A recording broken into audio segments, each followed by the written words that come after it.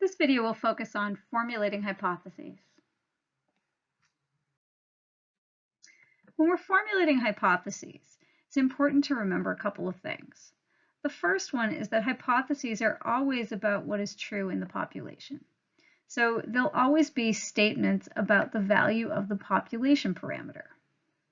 This means that you have to know what the population parameter is in order to write your hypotheses.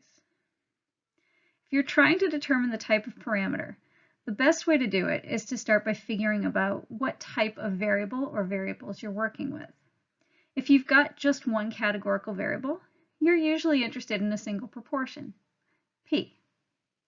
If you've got one numerical variable, you're usually interested in a single mean, mu.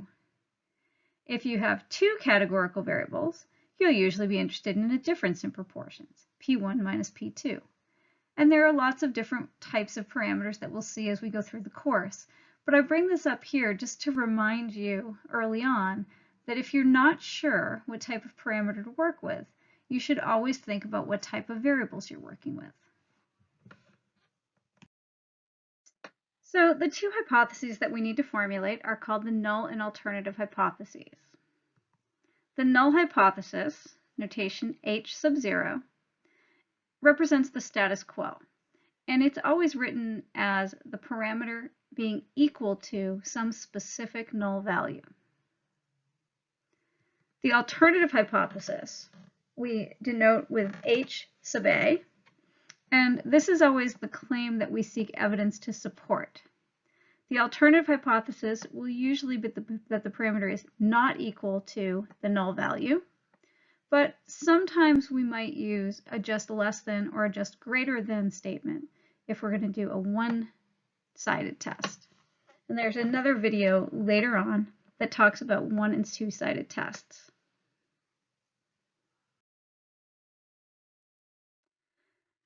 So let's take a look at an example. A company claims that 80% of its big moose pumpkin seeds germinate. An independent lab planted 100 seeds and 70 germinated. Is there strong evidence that the company's claim is incorrect? Okay, so remember, the company's claim is that 80% germinate. So we're trying to see if there's strong evidence that 80% is incorrect. Okay, so first of all, because we've got a categorical variable, whether the seeds germinated or not, our population parameter is going to be p, which would represent the proportion of all of this company's big moose pumpkin seeds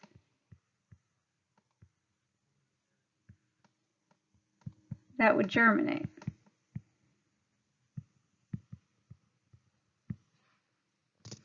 Now, the null hypothesis and the alternative are usually written with the null hypothesis first, but I've found that sometimes it's easier to pick out the alternative hypothesis first, because we're always trying to see if there's evidence that the alternative is true. So the alternative is that 80% is an incorrect value, so that would mean that the proportion is not 80%. P is not equal to 0.8, and the null then is the status quo. The claim is correct, and that the proportion that germinate, P, is equal to 80%, 0.8. Try another example. Normal healthy body temperature is often reported to be 98.6 degrees. In a random sample of healthy U.S. adults, the average body temperature was 98.2 degrees. Is this strong evidence that the mean body temperature among all healthy adults in the United States differs from 98.6 degrees? So again, let's first start by figuring out what our parameter is. Because we have one numerical variable, we are going to have a single mean. It's going to be our parameter of interest. So our mean is going to be mu notation for the population mean, which is the mean body temperature among all U.S. adults who are healthy, all healthy US adults. And we're going to need our null and alternative hypotheses. And we know they're both going to be written about that parameter, mu. We also know that the null hypothesis is going to be that the mu is equal to some null value. All right, so now I'm looking at my research question. Is there evidence that? Okay, so this means what comes after this is going to be the alternative hypothesis, because we're always trying to seek evidence for the alternative. So the alternative is mean body temperature differs from 98.6 degrees. Differs from means is not equal to 98.6, and the null then is going to be that the mean is equal to 98.6, the status quo. Do two more. A random sample of college students were given a blind taste test between Pepsi and Coke. Using the sample data, we'll decide, is there strong evidence that among all college students, more prefer Coke than Pepsi?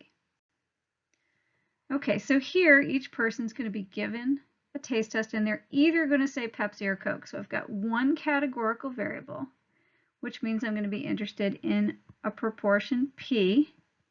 Since I'm interested in preferring Coke, I'll call P the proportion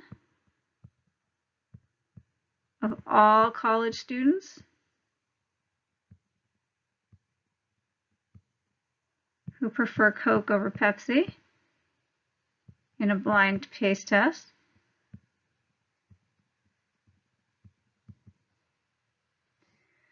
Now, again, my null and alternative hypotheses are going to be about that parameter P. My null is going to be that P equals. My alternative is also going to be about P. Is there strong evidence that among all college students, more prefer Coke?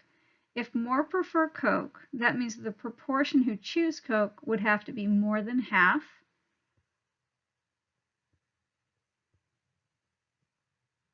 So this more type statement gives me a greater than in my alternative hypothesis. My null is still an equal statement. And this would be a one-sided type of test because I'm only looking in one direction, greater than. And because it's a greater than, this would be what's called a right tail.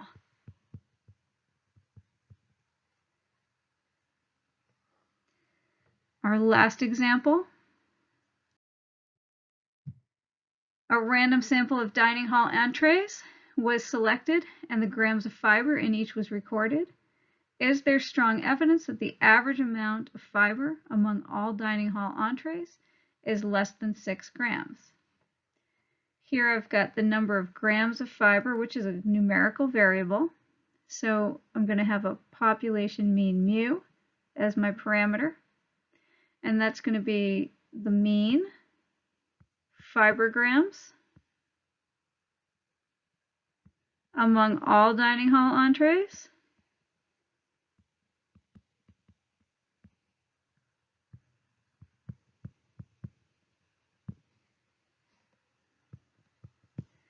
My null and alternative hypotheses will be about that parameter, mu, and the null is going to be that the mu is equal to some null value. Okay, now I use the research question. Is there strong evidence that the average amount of fiber is less than 6 grams? This is going to be my alternative hypothesis because it's what I'm trying to show evidence to support. So the mean is less than 6 is my alternative. The mean is equal to 6 is going to be my null. And this, because it's a less than, I have a less than in my alternative hypothesis. And this again is a one-sided type of test. I'm only looking in one direction. And this one would be what's called the left tail. Only smaller values. Hope this video gives you a good start writing hypotheses. Thanks.